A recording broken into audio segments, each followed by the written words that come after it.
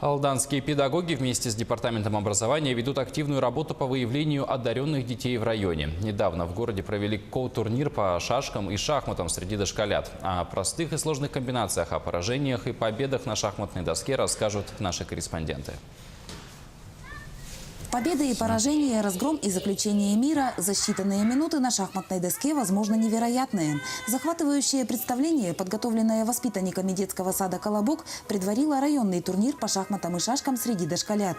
В нешуточных баталиях сошлись мальчишки и девчонки 5-6 лет. Ой, я даже не знаю, как Никита научился. Он сам по себе с папой играл. Потом сказали, что в детском саду, вот здесь в Алдане проводится шахматно-шашечный турнир. И его пригласили. Но, к сожалению, он в прошлом году не выиграл, только поучаствовал.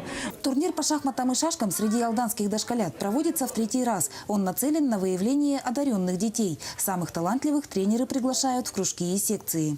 Тем, что я занимаюсь с детьми в школе, и вот это вот дошкольные подготовленные ребята, которые приходят, меня очень радует. Во-первых, с ними легче работать, быстрее находишь общий язык, и они активно включаются уже в учебу. Участники соревнований, склоняясь над досками и обдумывая очередной ход, ни капли не волновались. Поединки они воспринимали как рядовую игру. Соперника недооценивать нельзя, а если он сильный, ему и проиграть не стыдно. В турнире шашистов оказалось вдвое больше, чем шахматистов. Многие родители в выборе игр считают, что шашки легче, нежели шахматы. Тренеры опровергают это заблуждение.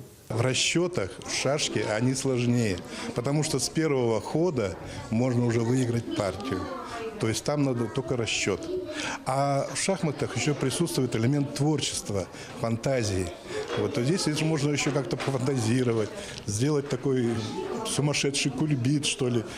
Соревнования пошли на пользу и спортсменам-интеллектуалам. Судьи не только оценивали, но и подсказывали и разбирали интересные комбинации, которые можно было бы выстроить. Татьяна Вахнина, Сергей Шипачев, Алдан.